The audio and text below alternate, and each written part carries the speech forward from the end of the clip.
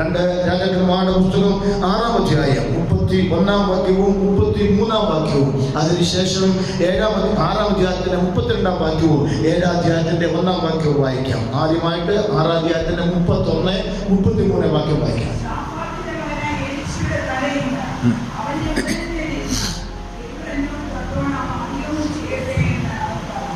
33.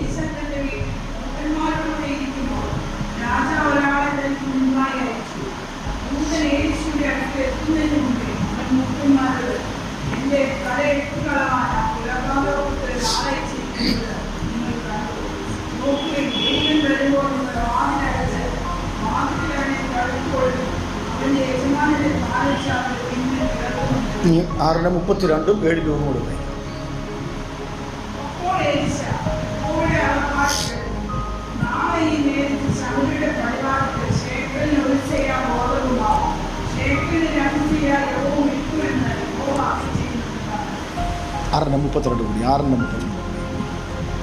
വായിച്ചാലും 32. നീ ശ്രദ്ധിച്ച് വളരെ ശക്തമായി ദൈവത്തിൻ്റെ വചനം നിങ്ങളുമായി കൊണ്ടുപോകുവാൻ ഞാൻ കർത്താവിന്റെ പ്രവേശനം പറയുക. 2 വ്യക്തികൾ. ആരെ 2 വ്യക്തികൾ? ഒന്നാമത്തെ വ്യക്തി ഇസ്രായേലിൻ്റെ പ്രഥമ പൗരനായ രാജാവ്. ഇസ്രായേലിൻ്റെ രാജാവ്. ദൈവത്തിന് സ്തോത്രം. യഹോരാം എന്ന് പറയുന്ന രാജാവിനെയാണ് നമുക്കവിടെ കാണുവാൻ സാധിക്കുന്നത്. 2ാമത്തെ വ്യക്തി ആത്മീകത്തിൻ്റെ ശ്രേഷ്ഠകരമായ ഉന്നതമായ അല്ലെങ്കിൽ ആത്മീയ ജീവിതത്തിൻ്റെ 1ാം സ്ഥാനത്ത് നിൽക്കുന്ന പ്രവാചകനായ എലീശ. 2 വ്യക്തികൾ. 2 വ്യക്തികളുടെ ജീവിതത്തിൽ ചില പ്രതിസന്ധികൾ നേരിട്ടു. ആ പ്രതിസന്ധികളെ എങ്ങനെയാണ് അവർ നേരിട്ടത്?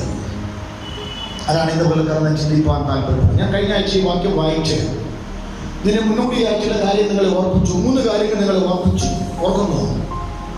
1, 6-ാം അധ്യായത്തിൻ്റെ ഏതാണ്ട് 8-ാം വാക്യം മുതലുള്ള വേദഭാഗങ്ങൾ വായിച്ചുകൊണ്ട് ഞാൻ അതിനെ ഓർപ്പിക്കാനിടയായിട്ടുള്ള 3 കാര്യങ്ങൾ. അതിൽ 1ാമത്തെ കാര്യം ഇതാണ്: ശത്രുവിന് ചില പദ്ധതികളുണ്ട്.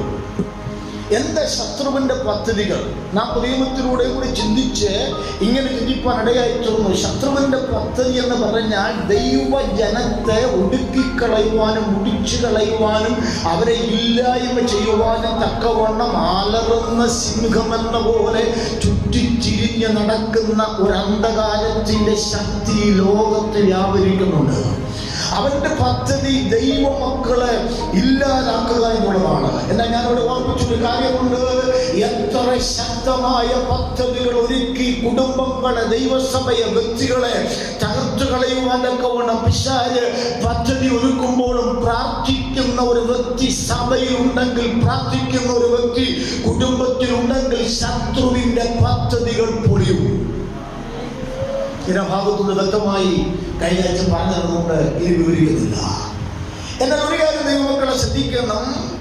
നാം ദൈവസന്നിധിയിൽ പ്രാർത്ഥിച്ച് ശത്രുവിന്റെ പദ്ധതികളെ പൊളിക്കുമ്പോൾ നമുക്കെതിരെ ശത്രു ചിരിക്കുന്നു. പ്രാർത്ഥിച്ച് ശത്രുവിന്റെ പദ്ധതിയെ പൊളിച്ച എലീശയ്ക്കെതിരെ ശത്രു തിരിഞ്ഞ അനുഭവങ്ങൾ നമുക്ക് കാണുവാൻ സാധിക്കും. ഞാൻ ഇങ്ങനെ ഓർപ്പിച്ചാണ് കഴിഞ്ഞ ആഴ്ചയിൽ നിർത്തിയത്. എലീശ പ്രാർത്ഥിക്കുന്നവനായിരുന്നു. പ്രാർത്ഥിക്കുന്നവൻ ദേശത്ത് സംഭവിക്കുന്ന അനർത്ഥങ്ങളെ കണ്ടുകൊണ്ട് ദൈവത്തിനെ പ്രാർത്ഥിച്ചതിന്റെ പ്രാർത്ഥനാ മുറിയിലിരുന്നു കൊണ്ട് ഇന്നിന്ന സ്ഥലത്തുകൂടി ശത്രു വരുന്നുവെന്ന് രാജാവിന് ദൂതറിയിച്ചു. ആ ഭാഗങ്ങൾ അടച്ച് സുരക്ഷിതമാക്കി ശത്രുവിങ്കിൽ നിന്ന് രക്ഷ പ്രാപിപ്പാനൊക്കെ ഇടയായിത്തീർന്നു. എന്നാൽ നിങ്ങൾ ശ്രദ്ധിക്കൂ, ദൈവത്തിന്റെ ദാസനായ എലീശയ്ക്കെതിരെ വളരെ ശക്തിയോടെ, വളരെ ബലത്തോടെ രാജാവിന്റെ രഥങ്ങളും കുതിരകളും സൈന്യശക്തിയുമായി താൻ പാർക്കുന്ന ദോതാനിലെ ഭവനത്തിന് ചുറ്റിലും ശത്രു അണിനിരന്നിട്ട് എലീശ അറിഞ്ഞില്ല. പ്രാർത്ഥിക്കുന്ന എലീശയെ ദൈവം മറച്ചു വെച്ചു. എന്തുകൊണ്ടത് മറച്ചു വെച്ച് നമുക്ക് അറിയില്ല. എന്നാൽ ഒരു കാര്യമുണ്ട്, ദൈവം അത് മറച്ചു വെച്ചുവെങ്കിലും തന്റെ ബാല്യക്കാരൻ രാവിലെ സമയം എഴുന്നേറ്റ് വന്ന് ചുറ്റിലും നിൽക്കുന്ന ശത്രുവിന്റെ ശക്തികളെ കണ്ടിട്ട് അയ്യോ യജമാനനെ എന്ന് പറഞ്ഞ് ഭയപ്പെട്ട് നിലവിളിക്കുന്ന സാഹചര്യത്തിൽ ദൈവഭൃത്യൻ ഭയപ്പെടുകയല്ല. ആത്മീക ദർശനമുള്ള ദൈവഭക്തൻ കണ്ട ഒരു കാഴ്ചയുണ്ട്. തന്റെ ബാല്യക്കാരെ കാണാത്തൊരു കാഴ്ച ദൈവഭക്തൻ കണ്ടു. അതെന്താണ്? ദൈവത്തിന് സ്തോത്രം. ആ കാഴ്ച കാണുവാൻ തക്കവണ്ണം ബാല്യക്കാരന് വേണ്ടി ആ യജമാനൻ പ്രാർത്ഥിക്കുകയാണ്, പ്രവാചകൻ പ്രാർത്ഥിക്കുകയാണ്. ദൈവമേ എന്റെ കണ്ണൊന്ന് തുറക്കണമേ എന്ന് പ്രാർത്ഥിച്ചപ്പോ ആ ബാല്യക്കാരൻ കണ്ട ഒരു കാഴ്ചയുടെ മറ്റൊന്നുമല്ല, എലീശ പാർക്കുന്ന ഭവനത്തിനു ചുറ്റിലുമായി ദൈവിക ദൂത സങ്കേതത്തിന്റെ അഗ്നിമയമായ രഥങ്ങളും കുതിരകളും നിൽക്കുന്ന ശ്രേഷ്ഠകരമായ ഒരു കാഴ്ച അവരുടെ ശിഫന്റെ കവണം ഇടയേറ്റുന്നുവെങ്കിൽ ഞാൻ പ്രാരംഭത്തിൽ ചോദിച്ച ചോദ്യത്തിന്റെ മറുപടി ഇതാണ്: എന്തുകൊണ്ട് ദൈവത്തിന്റെ ദാസന്റെ ഭവനത്തിന് ചുറ്റിലും വന്ന ശത്രു ശക്തികളെ അവനെ അറിയിച്ചില്ല എന്നുള്ളതിന് മറുപടി മറ്റൊന്നുമല്ല. അവനെ ദൂത് അറിയിച്ചില്ലെങ്കിലും അവന് സുരക്ഷിതത്വത്തിന് വേണ്ടി ശത്രുശക്തിയുടെ അകത്തെ വൃത്തത്തിലായി ദൈവം പരിപാലനത്തിന്റെ ദൈവിക ശ്രേഷ്ഠത മുന്നമേ ഒരുക്കുവാൻ കവണമിടയായിരുന്നു എന്ന് പറഞ്ഞതിന് അർത്ഥമാണ് പ്രാർത്ഥിക്കുന്ന ദൈവത്തിന്റെ പേരെ നിനക്കെതിരെ ശത്രു വഴിവരുന്നാൽ നിന്നെ തൊടാതെ വളവനെ പരിപാലിക്കുന്ന ഒരു ദൈവത്തിന്റെ സാന്നിധ്യമുണ്ട്.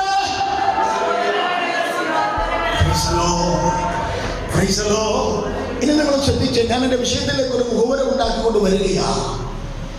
ഇവിടെ നമുക്ക് കാണുവാൻ സാധിക്കുന്നത് ആരെ എതിരിടുവാൻ തക്കവണ്ണം ശത്രു പദ്ധതി ഒരുക്കുകയോ ആ എതിരിടേണ്ട വ്യക്തി, എതിർക്കപ്പെടേണ്ട വ്യക്തി ഇപ്പോൾ ഇതാ അരാമ്യ പടയാളികളുടെ നേതൃത്വം വഹിക്കുകയാണ്. എന്ന് പറഞ്ഞാൽ ഈ തന്റെ ശിഷ്യന് വേണ്ടി അവന്റെ കണ്ണ് തുറക്കാൻ പ്രാർത്ഥിച്ച എലീശ ചുറ്റിലും നിൽക്കുന്ന അരാമ്യ പാളയത്തിനു വേണ്ടി, ശക്തിക്ക് വേണ്ടി പ്രാർത്ഥിച്ച ദൈവമേ അവരുടെ കണ്ണിനെ നീ അന്ധത പിടിപ്പിക്കണം. അന്ധത പിടിപ്പിക്കപ്പെട്ട ഈ ജനം ഇപ്പോൾ ആരുടെ പുറകെ വരികയാണ്? എലീശയുടെ പുറകെ. എത്ര കിലോമീറ്റർ?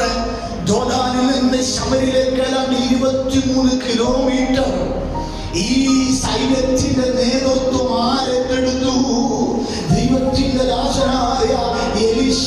അന്ധത പിടിക്കപ്പെട്ട കണ്ണുകളുമായി എലീശയുടെ ശബ്ദത്തിന്റെ പുറകെ വരികയാണ്. യഹോവ രാജാവിന്റെ അരികിലേക്ക് ശമരിയിലേക്ക് 23 കിലോമീറ്റർ നടന്നവർ ശമരിയിൽ വന്നു. പ്രവാചകൻ പ്രാർത്ഥിച്ചു, ദൈവമേ ഇവരുടെ കണ്ണൊന്ന് തുറക്കണമേ.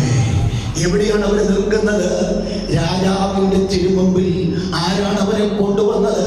ആരെ തകർക്കാൻ പദ്ധതിയിട്ടോ അവൻ അവരെ കൊണ്ടുവന്നു.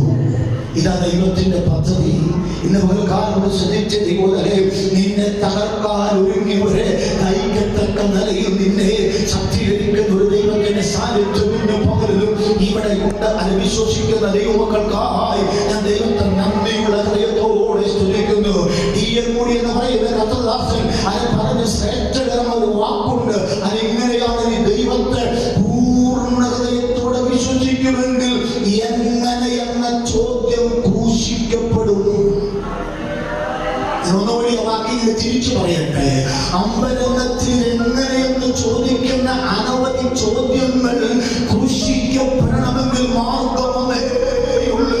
കർത്താവിനെ പൂർണ്ണമായി വിശ്വസിക്കുക. ഇന്റെ പകൽക്കാലം നമ്മുടെ ഭാര്യ പോലെ സംശയം കൂടാതെ ഇന്റെ പകൽക്കാലം വിശ്വസിക്കുമെങ്കിൽ ആ രക്ഷകൻ നിശ്ചയമായി നിന്നെ സ്വതന്ത്രനാക്കുന്ന ദൈവമാണ്. ഇന്റെ പകൽക്കാലം ഏതെല്ലാം അവസരങ്ങളുടെ നടുവിൽ നീ അടിമയായിരിക്കുന്നുവോ, ഏതെല്ലാം അവസര അടിമ നീ അത് സ്വാതന്ത്ര്യമില്ലാതായിരിക്കുന്നുവോ, അത് വിശ്വസിക്കുന്നുവെങ്കിൽ എങ്ങനെ സംശയം കൂടാതെ നിന്നെ രക്ഷിക്കുന്ന ദൈവത്തിന്റെ സന്നിധാനത്തിൽ വിശ്വാസത്തോടെ നിന്റെ വിഷയങ്ങളെ ഇന്റെ പകൽക്കാലം സമർപ്പിക്കുമെങ്കിൽ നിന്നെ സ്വതന്ത്രനാക്കുന്ന ഒരു ദൈവത്തിന്റെ സാന്നിധ്യം ഇവിടെ ഉണ്ട്. ദൈവത്തെ ആഴമായി വിശ്വസിക്കുന്ന ദൈവത്തിൽ ആഴമായി ആശ്രയിച്ച ദൈവത്തിന്റെ ദാസനായ എലീശ ഇപ്പോൾ അരാം സൈന്യത്തെ നയിച്ചുകൊണ്ട് ശമരിയിൽ വരികയാണ്. ശമരിയിൽ രാജാവിന്റെ അടുക്കൽ വന്നു കഴിഞ്ഞപ്പോൾ ആ രാജാവ്, നിങ്ങളെ പദം ഒന്ന് ശ്രദ്ധിക്കണം, ഞാൻ പിന്നീട് ഒരു കാര്യം കൂടി ഓർപ്പിക്കാറുണ്ട്. അവിടെ പറയുന്നൊരു കാര്യമുണ്ട്. 6-ാം അധ്യായത്തിന്റെ 21-ാം വാക്യത്തിൽ ഈ ശത്രുസേനയെ കണ്ടിട്ട് ചോദിക്കുന്നൊരു ചോദ്യമുണ്ട്. എലീശ വിളിക്കുന്ന പേര് കേൾക്കണത് പിതാവേ, ഇവരെ വെട്ടിക്കളയട്ടെ. എന്താ വിളിച്ച പേര്? പിതാവേ. നിങ്ങളൊന്ന് അടിവര ഇട്ടോണേ. ചില കഴിയുമ്പോൾ പറയുന്ന ഒരു കാര്യമുണ്ടെന്ന് ഞാൻ പറയാം. പിതാവേ, ഇവരെ വെട്ടിക്കളയട്ടെ എന്ന പ്രവാചകൻ പറഞ്ഞെന്നറിയാമോ? അങ്ങനെ ചെയ്യരുത്, അവർക്ക് വേണ്ടുന്ന ഭക്ഷണം കൊടുത്തവരെ പറഞ്ഞു വിട്ടേക്കാൻ പറയാം. ഒറ്റ ഒന്നില്ല, ചോര ചൊരിഞ്ഞില്ല. ദൈവത്തിന് സ്തോത്രം. നിങ്ങൾ ശ്രദ്ധിച്ചുകൊണ്ട് അല്ലെ കൊല്ലാൻ വന്നവൻ, അവനെ കൊല്ലാൻ വന്നതാ. ശത്രുസൈന്യം എലീശയെ കൊല്ലാൻ വന്നതാ. പക്ഷെ എലീശ പ്രതികരിച്ച പ്രതികരണം നിങ്ങൾ കണ്ടോ? ദൈവത്തിന് സ്തോത്രം. അവരെ കൊന്നില്ല, കൊല്ലാൻ വന്നവരെ സ്നേഹത്താൽ മൂടിയവരെ പറഞ്ഞു വിട്ടു. ദൈവത്തിന് സ്തോത്രം. ആ അധ്യായത്തിന്റെ അവസാന ഭാഗം ഇങ്ങനെയാണ് തീരുന്നത്. ദൈവത്തിന് സ്തോത്രം. അവസാന ഭാഗമല്ല, ആ കണ്ണികയുടെ അവസാന ഭാഗം ഇങ്ങനെയാണ് തീരുന്നത്. 23-ാം വാക്യത്തിന്റെ അവസാന ഭാഗത്ത് അരാമ്യ പട്ടാളങ്ങൾ പിന്നെ പ്രതികാരം ചെയ്ത് അവരെ കൊന്നു കളയാതെ സ്നേഹത്താൽ മൂടി അവരെ പറഞ്ഞു വിട്ടപ്പോ പിന്നെ അവരെ കൊണ്ട് വന്നില്ലെന്ന്. ഇന്ന് പ്രകാരം ഒരു കാര്യം ഓർത്തോണം, പിന്നെ വന്നില്ലെന്നല്ല ഈ അർത്ഥം.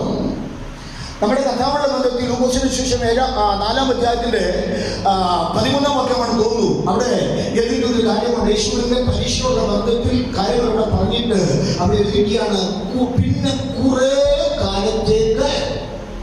ആ വാക്യം വായിച്ചു. 4:13 ലൂക്കോസ്.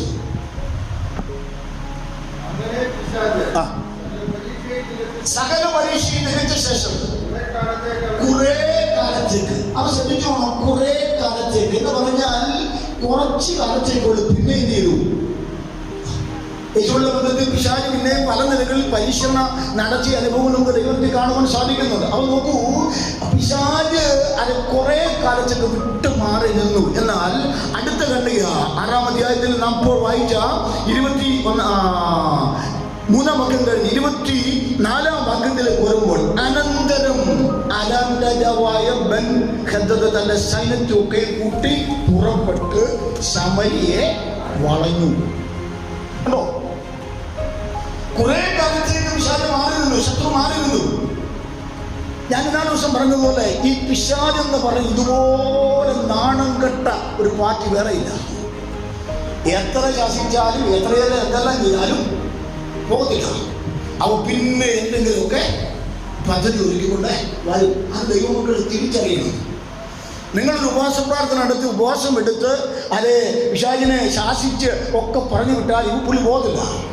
പുലി പിന്നെ എന്ത് ചെയ്യും? നിന്നെ തകർക്കാൻ പദ്ധതി ഒരുക്കും. അതുകൊണ്ട് ഒരു ഉപവാസ പ്രാർത്ഥനയൊന്നും തീർക്കരുത്. ജീവിതം മുഴുവൻ ദൈവമായുള്ള ആഴമായ ബന്ധത്തിൽ നിലനിന്നോണം. ഒരു പ്രശ്നം വരുമ്പോൾ ഉപവസിക്കുന്നതിനേക്കാൾ നല്ലത് അല്ലെങ്കിൽ ഒരു പ്രശ്നം വരാതിരിക്കാൻ ദൈനംദിനം പ്രാർത്ഥിക്കുക.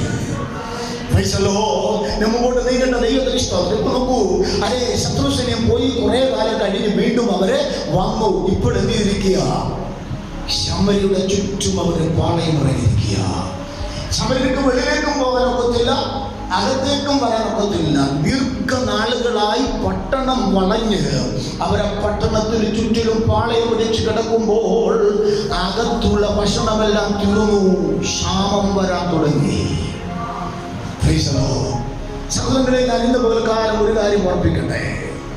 ശത്രു നിങ്ങളുടെ കുടുംബത്തിനെതിരെ പദ്ധതി ഒരുക്കുമ്പോൾ ഓർത്തോണം, നിങ്ങളുടെ കുടുംബത്തിനകത്ത് ആത്മീക ക്ഷാമം ഉണ്ടാകുവാൻ തുടങ്ങും.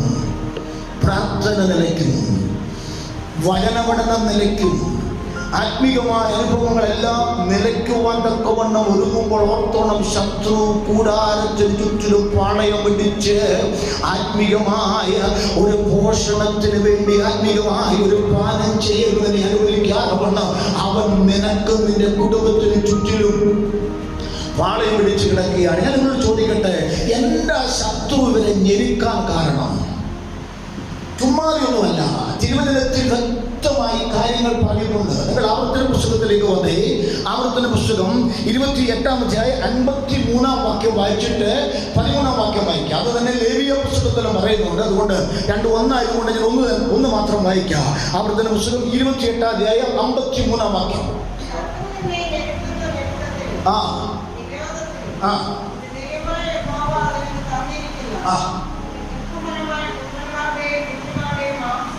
നിങ്ങൾ ശ്രദ്ധിച്ചോ, ഇവിടെ നടക്കുന്ന സംഭവം അത് തന്നെയല്ലേ അല്ലേ? ശാപം മുഴുത്തു. ഇവിടെ എഴുതിയിരിക്കുന്നു, രാജാവ് മതിലിന്റെ മീതെ ഇങ്ങനെ നടക്കുമ്പോൾ രണ്ട് സഹോദരിമാര്, ഒരു സ്ത്രീ അവരോട് യജമാനെ 26-ാം വാക്യത്തിൽ യജമാന രാജാവേ രാജാവിന്റെ മറുപടി ശ്രദ്ധിച്ചേ. അതിനവൻ കണ്ടോ, ഇസ്രയേലിലെ പ്രഥമ പൗരനായ രാജാവിന് പോലും തൻ്റെ ഒരു പ്രജയുടെ ആവശ്യത്തിന്റെ മുമ്പിൽ ആവശ്യം നിറവേറ്റുവാൻ കഴിയാതെ വണ്ണം നിരാശയോടെ രാജാവ് തന്റെ പ്രജയോട് പറയുകയാണ്, യഹോവ നിന്നെ രക്ഷിക്കുന്നില്ലെങ്കിൽ ആർക്ക് രക്ഷിക്കാൻ കഴിയും? ഹല്ലേലൂയ. ഒരു രാജാവ് തന്റെ പ്രജയോട് പറയുന്ന കാര്യമാണ്. എന്ന് പറഞ്ഞാൽ രാജാവിന് പോലും കാര്യങ്ങൾക്ക് വേണ്ടി കരുക്കൾ നീക്കുവാൻ കഴിയാതെ വണ്ണം ശത്രു അവരെ വളരെ ഞെരുക്കിയിരിക്കുക. എന്താ ശത്രു ഇങ്ങനെ ഞെരുക്കുവാൻ കാരണം? വേണ്ട, ഞാൻ ആ ഭാഗത്തേക്ക് വരുമ്പോൾ ഇവിടെ ഒന്നുകൂടി ഓർപ്പിച്ചിട്ട് പോട്ടെ. രാജാവ് ഇങ്ങനെയൊക്കെ പറഞ്ഞെങ്കിലും മാറ്റതിന്റെ സങ്കടം എന്താന്ന് പറയാൻ പറഞ്ഞു. ഈ രാജാവിനെ നിങ്ങളൊന്ന് ശ്രദ്ധിച്ച്, ആ രാജാവിനെ കുറിച്ച് അവിടെ പറഞ്ഞിരിക്കുന്ന ഒരു പദം 30-ാം വാക്യത്തിലേക്ക് വന്നേ. 30-ാം വാക്യത്തിന്റെ അവസാന ഭാഗം മൊത്തം വച്ചു.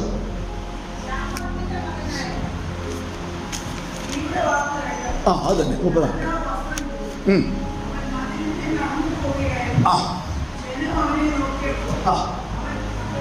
അപ്പൊ മതിലിന്റെ മേൽ നടന്നു പോകുന്ന രാജാവിനെ നോക്കിക്ക് എഴുതിയിരിക്കുന്ന പദം ശ്രദ്ധിക്കണം. അവൻ ആകമേ ദേഹം പറ്റ രട്ടുടുത്തിരിക്കുന്നു. പഴയ വ്യക്തി രട്ടുടുക്കുക എന്ന് പറഞ്ഞാൽ അതല്ല, ദുഃഖത്തെ കുറിക്കുന്ന അംശമല്ലേ. ദുഃഖം വരുമ്പോഴാണ്, പ്രശ്നം വരുമ്പോഴാണ്. നമ്മുടെ വചനത്തിൽ പല കാര്യങ്ങളുണ്ട്. എനിക്ക് ഈ കാര്യങ്ങളെല്ലാം ഒന്ന് കുറിച്ചിരിക്കുന്നത് ഞാൻ ആ ഭാഗത്ത് കിടക്കുന്നില്ല, കുറിച്ച് വെച്ചിട്ടുണ്ട്. സമയ പരിമിതി കൊണ്ട് ഞാൻ വിട്ടുകളയുക. ദൈവത്തിന് ഇഷ്ടം. അപ്പം രട്ടുടുക്കുക എന്ന് പറഞ്ഞ കാര്യം ഒന്ന് മനസ്സിലാക്കാൻ വേണ്ടിയാ. അത്രമാത്രം ദുഃഖം വഹിക്കുന്നുണ്ട് ആര്? ഒരു ദേശത്ത് നാളുകളായി ശത്രു വന്ന് പാളയമടിച്ച് കിടക്കുന്ന അവസ്ഥയിൽ രാജാവിന് തന്റെ സൈന്യത്തെ കൊണ്ടൊന്നും ചെയ്യിക്കാൻ കഴിയാത്ത നിലവാരത്തിൽ വളരെ പ്രതിസന്ധികളുടെ നടുവിലായിട്ടും ഈ രാജാവ് ദൈവമുഖത്തേക്കൊന്നും നോക്കുന്നില്ല. മാത്രമല്ല, നിങ്ങൾ ശ്രദ്ധിച്ചേ, ഇന്നലകളിൽ എത്ര തവണ ദൈവദാസൻ കൂടെ കേട്ട ദൈവിക ദൂതിന്റെ മുൻപിൽ പൊഴുതുകൾ അടച്ച് വിടുതൽ പ്രാപിച്ചവനാ. ദൈവിക വിടുതലുകളും ദൈവിക നന്മകളും ഇന്നലകളിൽ ഒത്തിരി പ്രാപിച്ചിട്ട് ഇന്നത്തെ പ്രതിസന്ധിയുടെ നടുവിൽ ദുഃഖഭാരം ഏറിക്കൊണ്ട് നടക്കുന്ന രാജാവിന് വേണമെങ്കിൽ പ്രവാചകന്റെ അടുക്കൽ വന്നത് ആലോചന ചോദിക്കാം. അല്ലെങ്കിൽ രാജാവിന് വേണമെങ്കിൽ ദൈവത്തിന്റെ സന്നിധാനത്തിലേക്ക് വന്ന് മുട്ടുമടക്കാൻ നാമേ ഹിസ്കിയാവിനെ കുറിച്ചൊക്കെ കാണുന്നുണ്ടല്ലോ. അശ്ശൂർ രാജാവ് എതിരായി വന്ന സാഹചര്യത്തില് ദൈവത്തിന്റെ ആലയത്തിലേക്ക് വന്നിട്ട് അവര് തനിക്കെതിരെ എഴുതിയ രേഖ വിടത്തി പ്രാർത്ഥിക്കുന്ന വേണമെങ്കിൽ ഈ രാജാവിന് ഈ പ്രതിസന്ധിയുടെ നടുവിൽ ദൈവത്തെ പൂർണ്ണമായി ആശ്രയിക്കുവാനും ദൈവത്തിന്റെ സന്നിധാനത്തിലേക്ക് ഏൽപ്പിച്ചു കൊടുക്കുവാനും കഴിയേണ്ടതായിരുന്നു. എന്നാൽ അകത്തളത്ത് ദുഃഖമുണ്ടെങ്കിൽ തന്നെ ദുഃഖത്തിനൊരു പരിഹാരം വരുത്തുവാൻ ദൈവത്തിൽ ആശ്രയിപ്പാനോ ദൈവദാസനെ ആശ്രയിപ്പാനോ മനസ്സു വെക്കാതെ താൻ മുൻപോട്ട് പോകുന്ന ഒരു അനുഭവമാണ് നമ്മുടെ കാണുവാൻ സാധിക്കുന്നത്. ഇനി ഒന്ന് ശ്രദ്ധിച്ച്, എന്താ ഇത്ര ഞെരുക്കം വരാൻ കാരണം? ഈ നിലകളിൽ സ്വന്തം ഇവിടെ അങ്ങനെ ലഭിക്കുന്ന ഞാൻ വന്ന് പറഞ്ഞ സഹോദരി പറഞ്ഞത് എന്താണെന്നറിയാമോ? ഇന്നലെ കഴിപ്പാനൊന്നും ഇല്ലാത്തത് കൊണ്ട് ഇന്നലെ ഞങ്ങൾ രണ്ട് സഹോദരന്മാരെ എൻ്റെ കുഞ്ഞിനെ ഭക്ഷണം ചെയ്തേ പാകം ചെയ്ത് കഴിച്ചു. ഇന്ന് അവിടെ കുഞ്ഞിനെ തിന്നാൻ വന്നപ്പോൾ അവളെ കുഞ്ഞിനെ ഒളിപ്പിച്ചെന്ന്. ഒന്ന് ശ്രദ്ധിച്ച സൗകര്യങ്ങൾ നമ്മൾ ആ വായിച്ച വാക്യം എന്താ? ആവർത്തന പുസ്തകത്തില് 28-ാം അധ്യായത്തിന്റെ 53-ാം വാക്യത്തിൽ വായിച്ചത് എന്താ? ഒന്നുകൂടി വായിച്ചു. ശത്രു നിന്നെ ഞെരുക്കുന്ന ഞെരുക്കത്തിൽ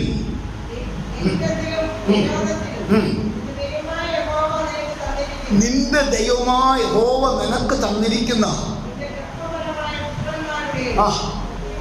എത്ര വർഷങ്ങൾക്ക് മുന്നമേ ദൈവത്തിന്റെ ദാസനായ മോശയും കൂടെ പറയുക, ശത്രു നിന്നെ ഞെരുക്കുന്ന ഞെരുക്കത്തിന്റെ നടുവിൽ നീ ജനിപ്പിച്ച നിന്റെ പുത്രന്മാരെയും പുത്രിമാരെയും. ഹല്ലേലൂയ. എന്താ ഇതിന് കാരണം? 15 വാക്യം വായിച്ച അതേ ധ്യാനം തന്നെ.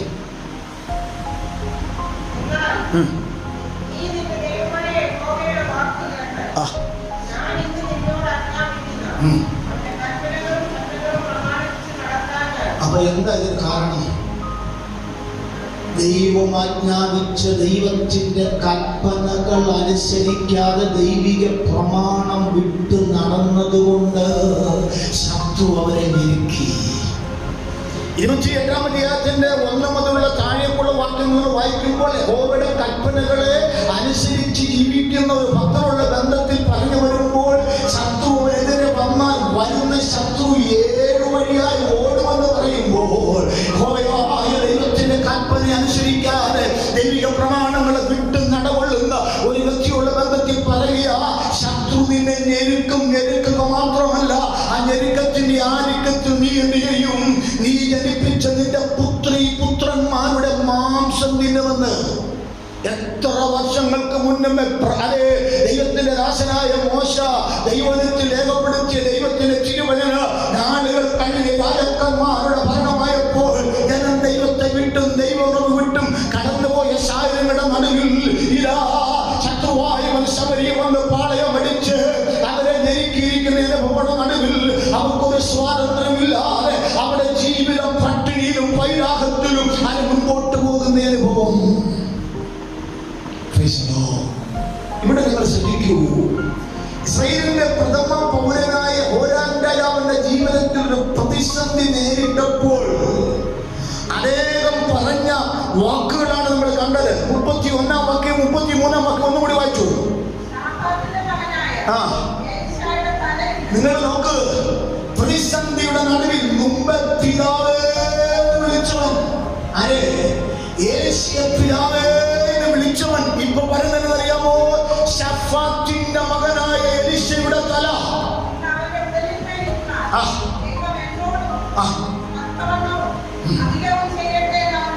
ഇനി 33-ാം വാക്യം കൂടി.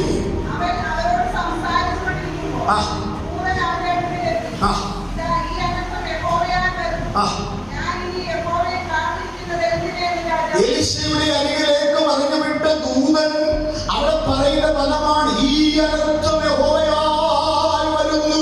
ഞാനിനി യഹോവയെ കാത്തിരിക്കുന്നത് എന്തിനെന്ന് ആര് പറഞ്ഞു? രാജാവ് പറഞ്ഞു. നിങ്ങൾ ശ്രദ്ധിക്കണം, ഞാൻ പറയുന്നത് നിങ്ങൾ വേണ്ട പോലെ ഗ്രഹിക്കുന്നു ഞാൻ ചിന്തിക്കുന്നു. രാജ്യം മുഴുവൻ ഒരു പ്രതിസന്ധിയുടെ നടുവിൽ നിൽക്കുമ്പോൾ വേണമെങ്കിൽ ഞാൻ മുമ്പേ പറഞ്ഞതുപോലെ ദൈവത്തിന്റെ ദാസനായ ഇസ്രായേലിലെ രാജാവായ ഹോരാമിന് ദൈവം മുമ്പിൽ മുട്ടുകുത്തി ദൈവത്തോട് നിലവിളിക്കാമായിരുന്നു. നിലവിളിച്ചില്ല. ഇത് ചെയ്തതെന്താ?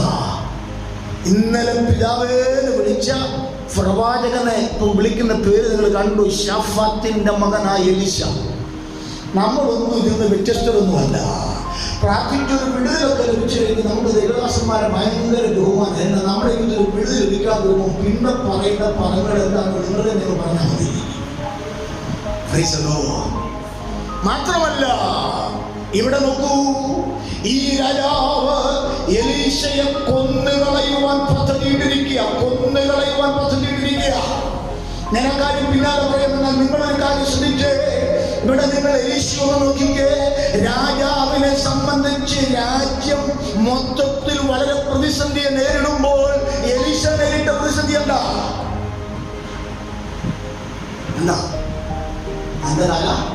ഇത് നിങ്ങൾ പറ. രാജാവ് നേരിട്ട പ്രതിസന്ധിയാണോ എലീശ നേരിട്ട പ്രതിസന്ധിയാണോ വലുത്? ഹലോ, രാജ്യത്തെ ഈ പ്രതിസന്ധി ഇങ്ങനെ നിന്നാൽ കുറെ കാലം കൂടെ കുഴപ്പമില്ലാതൊക്കെ ഒരുപക്ഷെ പോകാമായിരിക്കും. പക്ഷെ എലീശയോ? ഞാൻ എൻ്റെ അപ്പുറത്തെ ആത്മീയ ദൂത് വിളിച്ചു പോയ ഇന്നലകളിൽ ശത്രു തകർക്കുവാൻ പദ്ധതിയിട്ട ദൈവദാസനെ ശത്രുവിന് തകർക്കാൻ കഴിയാതെ ശത്രുവിന്റെ നേതൃത്വം വഹിച്ചുകൊണ്ട് ദോതാനിൽ നിന്ന് ശമര്യ വരെ ദൈവദാസൻ വന്നെങ്കിൽ ഇന്ന് ദൈവദാസനെ തകർത്ത് കളയുവാൻ ശത്രു ആരെ ഒരുക്കി? ഇത് മനസ്സിലാകുന്നുണ്ടോ? ഹലോ, ഇന്നലകളിൽ വിടുതലുകൾ ആ ദൈവദാസൻ മുഖാന്തരം പ്രാർത്ഥനയിലൂടെ ലഭിച്ചെങ്കിൽ പ്രാർത്ഥിക്കുന്ന ദൈവദാസനെ ഇല്ലാതാക്കുവാൻ ശത്രു ഒരുക്കിയ പദ്ധതിയുടെ നടുവിൽ ഇസ്രായേലിലെ രാജാവ് തന്നെ ആ ദൈവദാസനെ കൊന്നുകളയുക. അങ്ങനെയാണ് നിങ്ങൾ ഇവിടെ ഒരു ആത്മീയ ദൂത് മനസ്സിലാക്കണം. പിശാചിന്റെ ലക്ഷ്യം നിറവേറ്റാൻ അവൻ പദ്ധതികൾ തയ്യാറാക്കുകയാണ്. സ്വന്തം തല പോകുവാൻ ഒരുക്കപ്പെടുന്ന സാഹചര്യത്തിൽ എനിക്ക് ഭാഗമായിരിക്കും വലിയ വലിയ സന്തോഷമുണ്ട്. നിങ്ങളൊന്ന് ശ്രദ്ധിച്ചു വായിച്ചു നോക്കിക്കുക. ദൈവത്തിന് സ്തോത്രം. ആ 32-ാം വാക്യം ഒന്നും കൂടി വായിച്ചു ചെയ്യാം. 32-ാം വാക്യം. എലീശ എവിടെ ഇരിക്കുക? തന്റെ വീട്ടിൽ മൂപ്പന്മാരോടുകൂടി ഇരിക്കുമ്പോൾ രാജാവ് ഒരാളെ തനിക്ക് മുമ്പാകെ അയച്ചു. വ്യാഖ്യാനിക്കുന്ന ദൈവത്തിന്റെ ദാസന്മാരെ അയക്കപ്പെട്ട വ്യക്തിയെ കുറിച്ച് പറയുന്നത് ഇവിടെ 7-ാം അധ്യായത്തിന്റെ പ്രാരംഭ ഭാഗത്ത് പറഞ്ഞിരിക്കുന്ന അകമ്പടി നായകനാണ്. അകമ്പടി 7-ാം അധ്യായത്തിന്റെ പ്രാരംഭ ഭാഗത്ത് അകമ്പടി നായകനെ കുറിച്ച് പറയുന്നുണ്ട്. അതേ വ്യക്തിയാണ് പറഞ്ഞു വിട്ടത്. ശ്രദ്ധിച്ചു വായിച്ചു.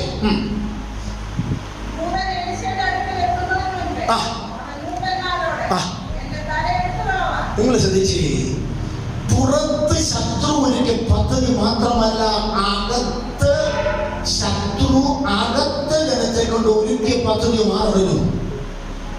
ഹലോ, നിനക്ക് ഒരു കാര്യം അറിയാം. നീ പ്രാർത്ഥിച്ച് ദൈവത്തിന് വിടുതൽ പ്രാപിക്കുമ്പോൾ അകത്ത് തന്നെ നിന്നെ തകർക്കുവാൻ ശത്രു ഒരുക്കുന്ന പദ്ധതി അകത്തുള്ളവരോട് വൈരാഗ്യം കാണിക്കുന്നതല്ല, അതിന്റെ പിന്നിൽ വ്യാപരിക്കുന്ന ഒരു ശത്രുവിന്റെ ശക്തിയുണ്ട്. എന്റെ മകൾക്കാല സമരങ്ങളെ നിങ്ങൾ വ്യക്തമായിട്ട് ഗ്രഹിക്കുന്ന കുടുംബത്തിനകത്തായാലും സഭയ്ക്കകത്തായാലും ഒരു വ്യക്തി നിനക്കെതിരെ ഒരു ദോഷം പറയുമ്പോൾ ആ വ്യക്തി അല്ല, അതിന്റെ പിന്നിൽ പ്രവർത്തിക്കുന്ന ഒരു പൈശാചിക ശക്തിയുണ്ട്. ആ ശക്തിയാണ് നീ കാണുന്നത്. രാജാവ് തനിക്കെതിരെ പ്രതിസന്ധികൾ ഒരുക്കുമ്പോൾ ഈ എലീശാവിനോട് ഇന്നലെ ഞാൻ പ്രാർത്ഥിച്ചു വിടുതൽ കൊടുത്തവൻ അവൻ എന്നോട് ഇങ്ങനെ പ്രതികരിച്ചെന്ന് പറയുകയല്ല, മറിച്ച് വായിക്കേണ്ട വാക്യം.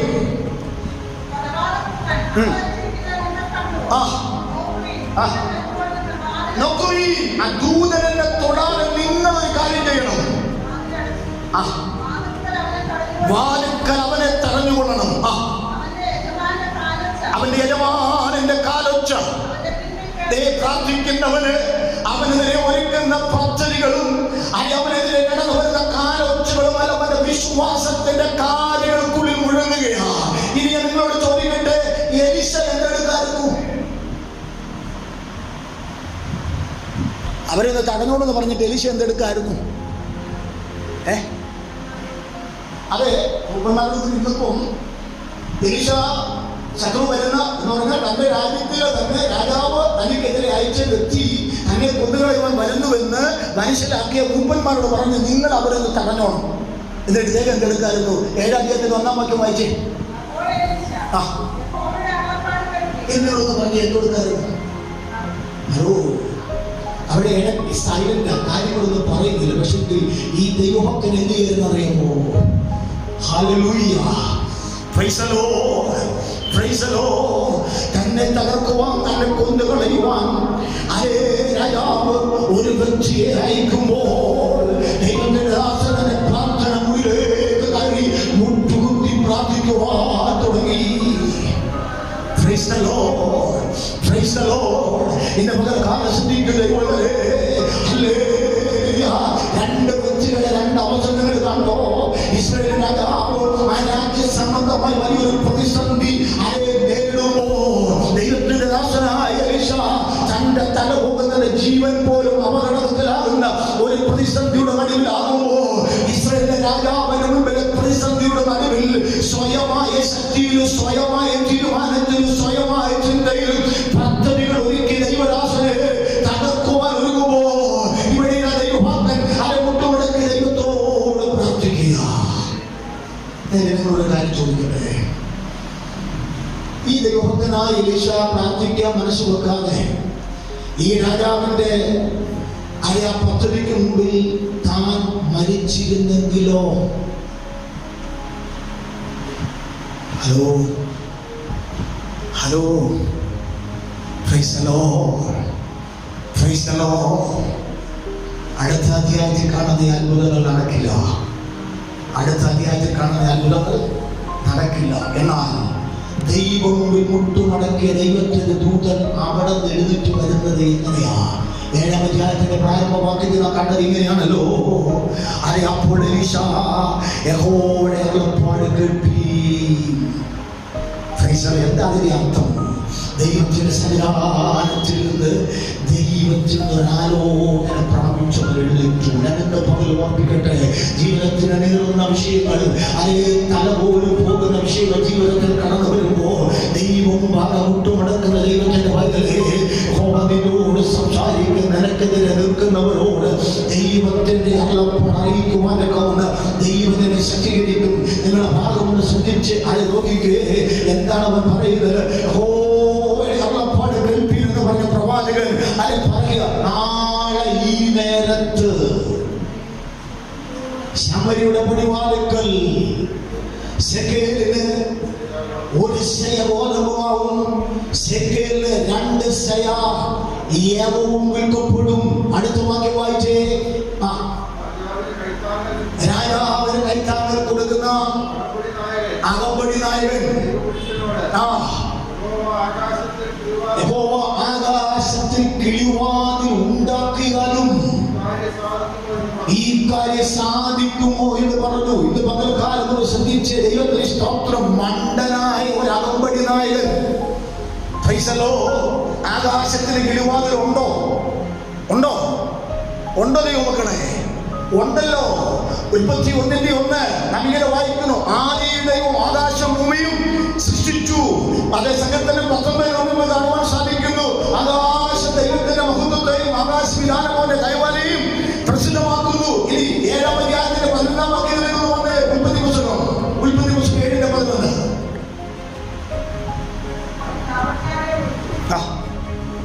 ഉൽപ്പത്തി പുസ്തകം 7:11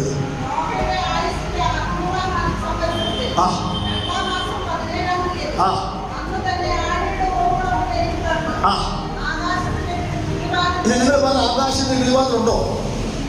ആകാശത്തിന് കിളിവാതിൽ തുറന്നില്ല എഴുതിയിരിക്കുന്നേ അല്ലേ? അതെ. നീ മലാക്കി പ്രവചനത്തിൽ ഇതേ ഒരു അതേ കാര്യം കാണാൻ സാധിക്കുന്നുണ്ട്. പെട്ടെന്ന് വായിച്ചു. 3-ാം അധ്യായത്തിന്റെ 10-ാം വാക്യം 3:10.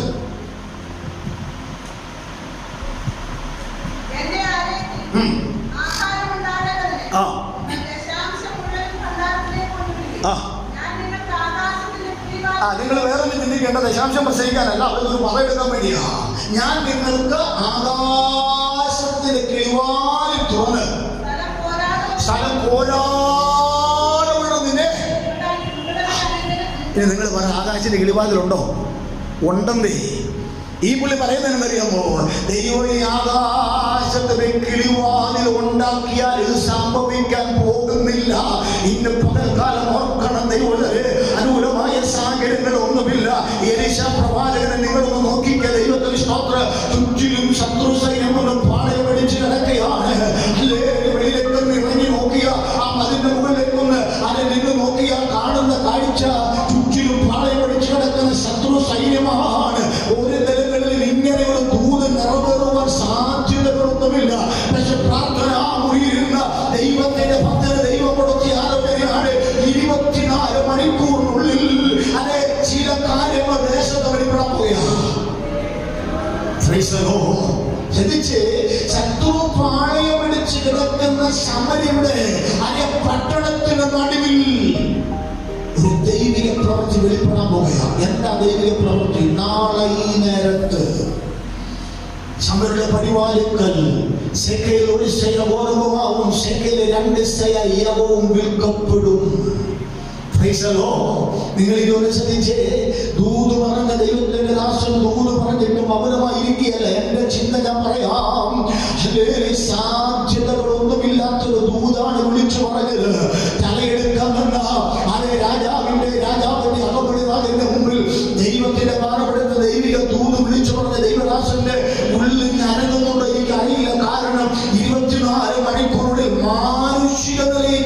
പ്രാർത്ഥിച്ചാൽ ഇങ്ങനെ ഒരു ദൂത് നിറവേറാൻ സാധ്യതയില്ല. ഹല്ലേലൂയ. ഇന്നൊരു കാലം സഹോദരനെ വളരെ ശതമാനങ്ങൾ ഓർപ്പിക്കട്ടെ. നിങ്ങൾ കാണുന്ന അസാധ്യതകളുടെ നടുവിൽ ദൈവമാണ് നിങ്ങളോട് ദൂത് പറഞ്ഞതെങ്കിൽ ആ ദൂത് നിറവേറ്റുവാൻ ദൈവത്തിന്റെ കരം നിങ്ങൾക്ക് വേണ്ടി ചലിക്കും. വിശ്വസിക്കുന്നു? ഞാൻ മാനുഷികമായി പറയുന്ന ദൂതിനെ കുറിച്ചല്ല. ദൈവമാണ് നിങ്ങളോട് ആലോചന പറഞ്ഞതെങ്കിൽ, ദൈവമാണ് നിങ്ങളോട് സംസാരിച്ചതെങ്കിൽ, അല്ലെങ്കിൽ പ്രവാചകനായ യിരെമ്യാവിനോട് ദൈവം പറയുന്ന ഒരു കാര്യമുണ്ട്. അത് തന്നെ ശുശ്രൂഷിക്കൊണ്ട് വിളിച്ച് ഞാൻ കഴിഞ്ഞ ദിവസം ഓർപ്പിക്കാൻ ഇടയായി തോന്നുന്നു. വിളിച്ച് ആ ദൈവവും അത് പ്രവാചകനോട് പറയാൻ, നീ എന്ത് കാണുന്നു? അവൻ പറഞ്ഞു, ഞാനൊരു ബദാമസത്തിന്റെ കൊമ്പ് കാണുന്നു. അവിടെ ബ്രാക്കറ്റ് കൊടുത്തിരിക്കുന്ന ജാഗ്രത. ദൈവമായ കർത്താവെന്ന് പറയുക, ഞാൻ നിനക്ക് വേണ്ടി ജാഗരിച്ചു കൊള്ളും എന്ന് പറഞ്ഞ യിരെമ്യാവേ, നീ ബാലനാണ്, പക്ഷേ എന്റെ ദൂത് തന്ന് ഈ ജനത്തിന്റെ നടുവിൽ ഞാൻ നിന്നെ നിർത്തുമ്പോൾ ആ ദൂതിന്റെ ആ കാര്യങ്ങൾ വെളിപ്പെട്ടു വരുന്നതിനെ കുറിച്ച് നീ വ്യാകുലപ്പെടേണ്ട കാര്യമില്ല. കാരണം ദൂത് തന്നവൻ ഞാനാണെങ്കിൽ ദൂത് നിറവേറുവാൻ ഞാൻ ജാഗരിക്കും, ഞാൻ പ്രവർത്തിക്കും.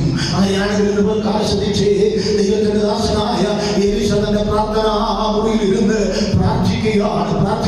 ദൈവത്തിന്റെ സ്തോത്രം.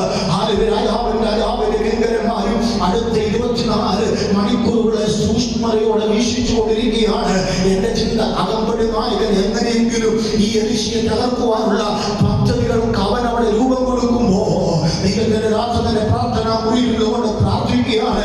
എന്താണ് സംഭവിച്ചത്? ദൈവത്തിന്റെ സ്തോത്രം. വായിച്ചേ, 6-ാം വാക്യം, 7-ാം അധ്യായത്തിലെ 6-ാം വാക്യം.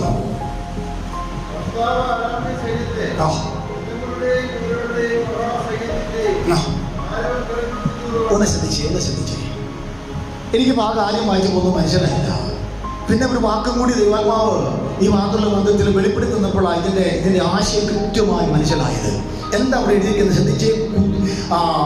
കർത്താവ് അരാം സൈന്യത്തെ രഥങ്ങളുടെയും കുതിരകളുടെയും മഹാസൈന്യത്തിന്റെയും ആരവം കേൾപ്പിച്ചു. അവർ തമ്മിൽ ഇതാ നമ്മുടെ നേരെ വരേണ്ടതിന് ഇസ്രായേൽ രാജാവ് ഹിബ്യ രാജാക്കന്മാരെയും ഇസ്രായേൽ രാജാക്കന്മാരെയും നമുക്ക് വിരോധമായി കൂലിക്ക് വാങ്ങിയിരിക്കുന്നു പറഞ്ഞു. അതുകൊണ്ട് അവർ സന്ധ്യാസമയത്ത് തന്നെ എഴുന്നേറ്റോടിപ്പോയി.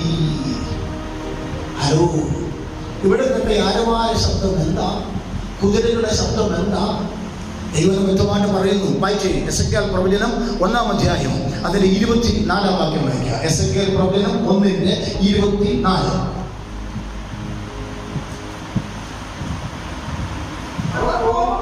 അവ പോകുമ്പോൾ ചിറകളുടെ ഇരച്ചിൽ വലിയ വെള്ളത്തിന്റെ ഇരച്ചിൽ പോലെയും വല്ലതും മനസ്സിലായോ? ഒരു സൈന്യത്തിന്റെ ആരവം പോലെയുമുള്ള മതി. നിങ്ങളുടെ വാക്യം ശ്രദ്ധിച്ചു. അവ പോകുമ്പോൾ, ആര് പോകുമ്പോൾ? 1-ാം അധ്യായം പ്രാരംഭ വാക്യം മുതൽ വായിക്കുമ്പോൾ ഇപ്പോൾ എസെക്കിയേൽ പ്രവാചകനും പ്രവാസികളുടെ നടുവിൽ ബാബേൽ പ്രവാസത്തിലിരിക്കുക. ബാബേൽ പ്രവാസത്തിൽ കേബാർ നദിയുടെ തീരത്തിരിക്കുക. ഒരിക്കല് 137-ാം സങ്കീർത്തനത്തില് നമുക്ക് കാണുവാനെ കൂടെ സാധിക്കുന്നുണ്ട്. ഞങ്ങൾ ബാബേൽ പ്രവാസത്തിൽ ഇങ്ങനെ ആയിരിക്കുന്ന ഈ സാഹചര്യത്തില് അവിടെ ഉള്ളവരോട് പറഞ്ഞു, ഒരു സിയോൻ ഗീതം പാടാൻ പറഞ്ഞു. സിയോൻ ഗീതാവലിയിലെ പാട്ടല്ല, സിയോൻ ഗീതം പാടാൻ പറഞ്ഞു. അവൻ പറഞ്ഞതല്ല, 137-ാം സങ്കീർത്തനത്തിൽ കിടക്കുന്നത് ഞങ്ങൾ ഞങ്ങളുടെ കിണരങ്ങളെയൊക്കെ ആലോചിച്ചിട്ട് തൂക്കിയിരിക്കുക. തന്നെയല്ല ഞങ്ങൾക്ക് ഇവിടെ ബന്ധനത്തിലെ ആശം പറയാം. ഈ അന്യദേശത്തെ ഹോടെ അതിനെന്ത് പ്രകാരം ഒരു കാര്യം ഓർക്കണമേ, ഈ അന്യദേശത്തിരിക്കുന്ന ദൈവത്തിന്റെ ദാസനായ ഈ എസെക്കിയേൽ പ്രവാചകനൊന്ന് ശ്രദ്ധിച്ചേ. 1-ാം അധ്യായത്തിന്റെ 1-ാം വാക്യം വായിക്കുമ്പോൾ ആ പ്രവാസികളുടെ നടുവിൽ താൻ ഇരിക്കുമ്പോൾ താൻ അവിടെ ഇരുന്നുകൊണ്ട് സ്വർഗീയ ദർശനം കണ്ടു. ഹലോ, ഒരു ദൈവ പൈതൽ ശത്രുവിന്റെ നടുവിലിരുന്നാലും അതിന്റെ നടുവിലും സ്വർഗീയ ദർശനങ്ങൾ കാണും. സമയം വെച്ചുകൊണ്ട് ഞാൻ ആ ഭാഗം വിട്ടുകളയുക. നിങ്ങൾ ശതമായ ഭാഗം വായിച്ചു നോക്കുക. അവിടെ നമുക്ക് കാണുവാൻ സാധിക്കുന്നത് 4 ജീവികൾ. ആ 4 ജീവികൾ എന്ന് പറഞ്ഞാൽ എസെക്കിയേൽ, ദൈവത്തിന്റെ ദാസനായ എസെക്കിയേൽ എന്ന് പറയുന്ന ദൈവദാസൻ, മരിച്ചുപോയ ദൈവദാസനാണ്. ആ ദൈവദാസന്റെ ഭാഷയിൽ പറഞ്ഞാൽ സഞ്ചരിക്കുന്ന ഒരു സിംഹാസനത്തെ ഇവിടെ വെളിപ്പെടുത്തുകയാണ്. ആ സിംഹാസനത്തെ വഹിക്കുന്ന 4 ജീവികളുണ്ട്. 4 ജീവികൾ. ആ സിംഹാസനത്തിൽ ആരൂഢനായിരിക്കുന്ന ദൈവത്തിന്റെ സാന്നിധ്യത്തെ നമുക്കവിടെ കാണുവാൻ സാധിക്കുന്നുണ്ട്. ദൈവത്തിന് സ്തോത്രം. നിങ്ങൾക്കത് മനസ്സിലാക്കാൻ വേണ്ടി അത് 28-ാം വാക്യം കൂടി വായിച്ചാണ്. 28-ാം വാക്യം 1:28.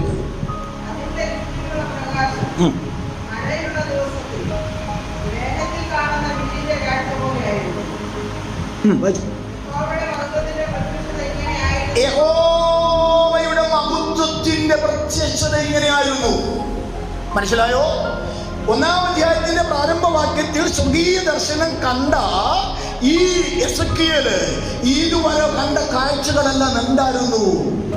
യഹോവയുടെ മഹത്വത്തിന്റെ പ്രത്യക്ഷത. ദൈവിക സിംഹാസനത്തെ വഹിച്ചുകൊണ്ട് യാത്ര ചെയ്യുന്ന ആ 4 ജീവികൾ ആ സിംഹാസനം വഹിച്ചുകൊണ്ട് പോകുമ്പോൾ സംഭവിക്കുന്ന കാര്യമാണ് 24-ാം വാക്യത്തിൽ വായിച്ചു. അതുകൊണ്ട് വായിച്ചു. അവ പോകുമ്പോൾ ചിറകുകളുടെ ഇറച്ചി വലിയ വെള്ളത്തിന്റെ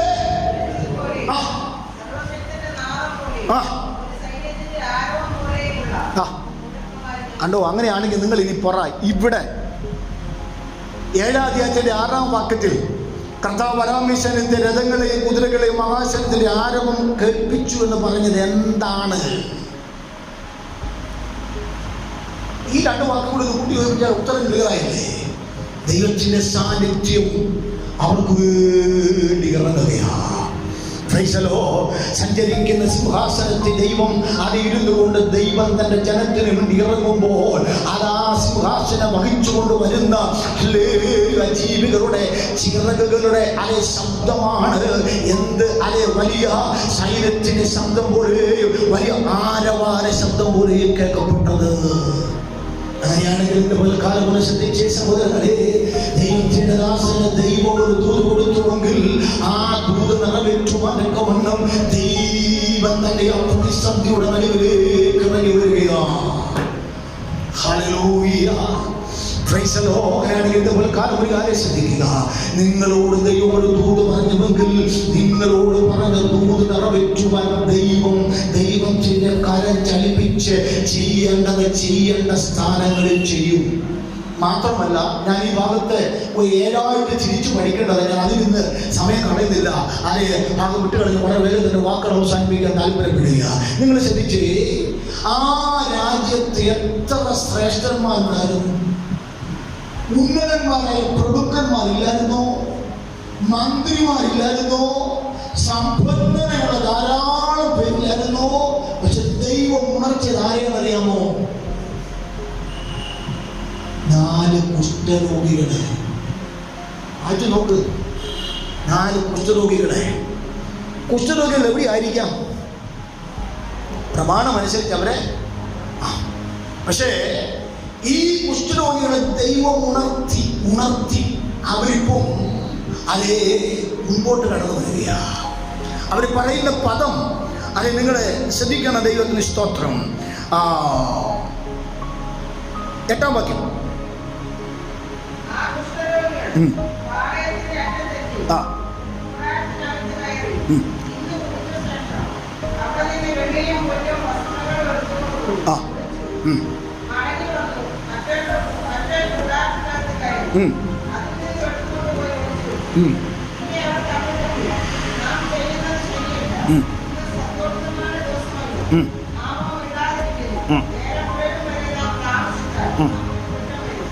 മതി നിൽക്കേ. നമ്മളതിൻ്റെ 3-ാം വാക്യത്തിൽ വായിക്കുമ്പോൾ, അന്ന് കുഷ്ഠരോഗിയുടെ 4 ആൾ പടിവാതിൽക്കൽ അവർ തമ്മിൽ നാം ഇവിടെ കിടന്ന് മരിക്കുന്നതിന് പട്ടണത്തിൽ 7 ആയാലും നമ്മൾ ഇവിടെ കിടന്നാലും ചാകും, അങ്ങോട്ട് പോയാലും ചാകും. അതുകൊണ്ട് നമുക്ക് എന്ത് ചെയ്യാം? പട്ടണത്തിലേക്ക് തന്നെ പോകാം. കണ്ടോ? അപ്പം ദൈവം 4 കുഷ്ഠരോഗികളെ ഉണർത്തി അവർ പട്ടണവാതിൽക്കലേക്ക് വരുന്നതിന് മുൻപ് തന്നെ ദൈവം ഒരു പ്രവൃത്തി ചെയ്തു. എന്താ? ദൈവമായ യഹോവ തന്നെ താഴേക്ക് ഇറങ്ങി വന്നു. ദൈവം തൻ്റെ സിംഹാസനത്തിൽ താഴേക്ക് ഇറങ്ങി വരുന്ന ആ വലിയ ആരവാര ശബ്ദം കേട്ടപ്പോൾ ഇവിടെ തമ്പടിച്ചിരിക്കുന്ന ശത്രുസൈന്യം പറഞ്ഞു, ഇസ്രായേൽ രാജാവ് മറ്റ് രാജാക്കന്മാരെയൊക്കെ കൂട്ടി നമ്മോട് യുദ്ധത്തിന് വേണ്ടി വരികയാ, അതുകൊണ്ട് നമുക്ക് എന്ത് ചെയ്യാം? രക്ഷപ്പെടാം. നിങ്ങൾക്ക് ആ ദൂതിന്റെ ആഴം മനസ്സിലായോ? എന്താ പറഞ്ഞ ദൂത്? നാളെ ഈ സമയത്ത് സമരുടെ പരിപാലികൾ ശെക്കലിനെ 1 ശയ ഗോതമ്പ് മാവും ശെക്കലിന് 2 ശയ ഇത് നിറവേറണം. എങ്ങനെ നിറവേറും? അകത്ത് വല്ലതും ഉണ്ടോ? ഇല്ല. ആ ദൂത് നിറവേറ്റുവാണ് ദൈവത്തിന്റെ പദ്ധതി ദൈവം ഒരുക്കി. വലിയ ആരവാര ശബ്ദം കേൾപ്പിച്ച് അവരെല്ലാം ഓടിപ്പോയി. ആര്? ശത്രുക്കൾ ഓടിപ്പോയി. പക്ഷെ ശത്രുക്കൾ വെളിയിൽ തമ്പടിച്ച് കൂടാരങ്ങൾ കിടക്കുന്ന സാഹചര്യത്തിൽ അവർക്ക് കഴിപ്പാൻ വേണ്ടുന്ന ഭക്ഷണം ധാരാളം ഒരു കരുതിയിട്ടുണ്ടായിരുന്നു.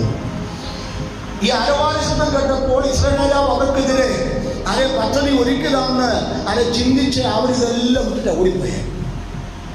4 കുഷ്ഠരോഗികള് ഓരോ കൂടാരങ്ങളിൽ കയറി ഇറങ്ങുമ്പോൾ അവർ കാണുന്ന കാഴ്ച ഒരു വിടുതലിന്റെ കാഴ്ച. അവർ ആവശ്യമുള്ളതെല്ലാം എടുത്തു കഴിഞ്ഞപ്പോൾ അവർ പറയും, അതൊക്കെ വിവരിക്കുന്നതല്ല, ഞാനത് വിട്ടുകളയുക.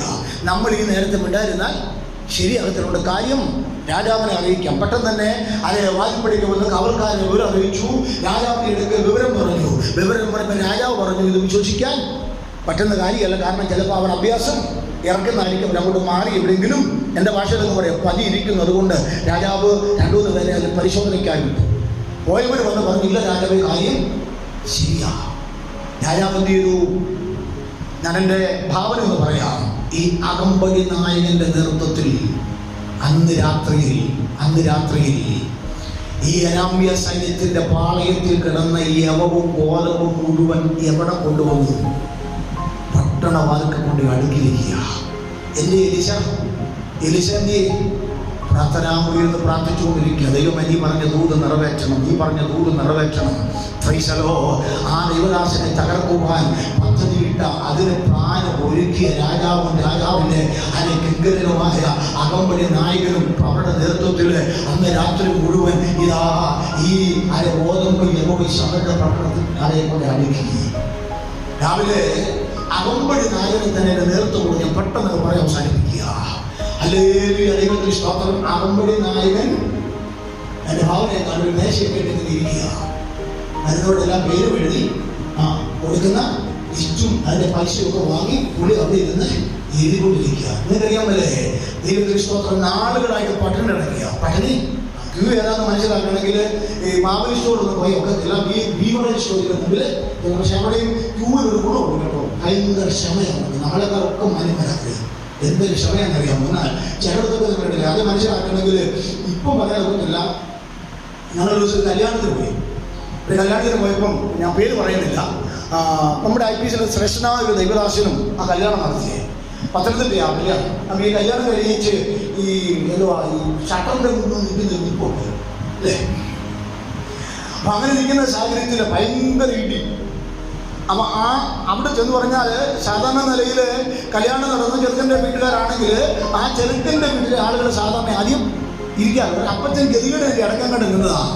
ഈ അപ്പച്ചനെ ഇടിച്ച് ആരുടെ അകത്ത് കഴിഞ്ഞു. അപ്പം അപ്പച്ചൻ അകത്തുള്ളതിനെ കൊണ്ട് ഞാൻ കയറാൻ നിന്നതല്ല എന്ന് അറിയാതെ അകത്ത് വന്നത് എന്നെ ഒന്ന് വെളിയിലേക്ക് ഇറക്കി വിടുന്നത്. ഞാനിത് പറഞ്ഞതെന്ന് ചോദിച്ചാൽ ഇവിടുത്തെ കാര്യം ഒന്ന് മനസ്സിലാക്കാൻ വേണ്ടിയാ. നാളുകളായിട്ട് പട്ടിണി കിടക്കുകയല്ലേ, ഇവർക്ക് ക്യൂ ഒന്ന് നിൽക്കാനുള്ള നേരമില്ല. അവിടെ ഒരു ദൂതും കൂടി നിറവേറണം. എന്താണെന്നറിയാമോ? ഈ അകമ്പടി നായകനോട് പ്രവാചകൻ പറഞ്ഞൊരു ദൂതുണ്ട്. അവിശ്വാസത്തിന്റെ വാക്ക് വിളിച്ചു പറഞ്ഞ അകമ്പടി നായകൻ എന്താ പറഞ്ഞ്? ആകാശത്തിന്റെ കിഴിവാദ്യത ഉണ്ടാക്കിയാലും ഇത് നിറവേറത്തില്ലെന്ന് പറഞ്ഞപ്പോൾ പ്രവാചകൻ പറഞ്ഞൊരു കാര്യം കൊണ്ട് നീ കാണും, പക്ഷെ നീ അത് അനുഭവിക്കത്തില്ല. നിങ്ങളുടെ ഭാഗം ശ്രദ്ധിച്ചത് വായിച്ചു നോക്കിക്കേ. പറഞ്ഞ ദൂത് അതുപോലെ നിറവേറി. എന്താ സംഭവിച്ചത്? ചിക്കിലും തിരക്കിലും വിട്ട് അത് എഴുതാനിരുന്ന അകമ്പടി നായകൻ താഴെ വീണു. അകമ്പടി നായകനെ നോക്കാൻ ജനത്തിന് അത് സമയമില്ല. അവരിട്ട് ചവിട്ടി കൂട്ടി 2 കണ്ണും പിടിച്ചിരിക്കുക. പ്രവാചകൻ പറഞ്ഞ എന്നാ കാണും. ചർച്ച കിടക്കുമ്പോൾ കണ്ണും പിടിച്ചിങ്ങനെ ഇരിക്കുക, കണ്ടോണ്ട് കിടക്കുക. പക്ഷെ അനുഭവിച്ചോ? സഹോദരങ്ങളെ, തമ്പുരാൻ പറയുന്ന ഞാൻ പ്രാരംഭത്തിൽ പറഞ്ഞ ഇരിയങ്ങളുടെ വാക്ക് നിങ്ങളോട് അതേ മനസ്സിൽ ചിന്തിക്കണമേ. എങ്ങനെ എന്ന് ചോദിക്കുന്ന ചോദ്യം ക്രൂശിക്കപ്പെടണമെങ്കിൽ നീ ആഴമായി ദൈവത്തെ വിശ്വസിക്കണം. എൻ്റെ വാക്ക് ഞാൻ ചുരുക്കാൻ താല്പര്യപ്പെടുക. ശ്രദ്ധിക്കൂ സഹോദരങ്ങളെ, ജീവിതത്തിന്റെ പ്രതിസന്ധികൾ വരുമ്പോൾ എങ്ങനെയാണ് നമ്മൾ അതിനെ നേരിടുന്നത്? ഒരു രാജാവ് പ്രവാചകനെ കൊന്നുകളയാൻ പ്രാരംഭത്തിൽ ഓർമ്മിച്ചു.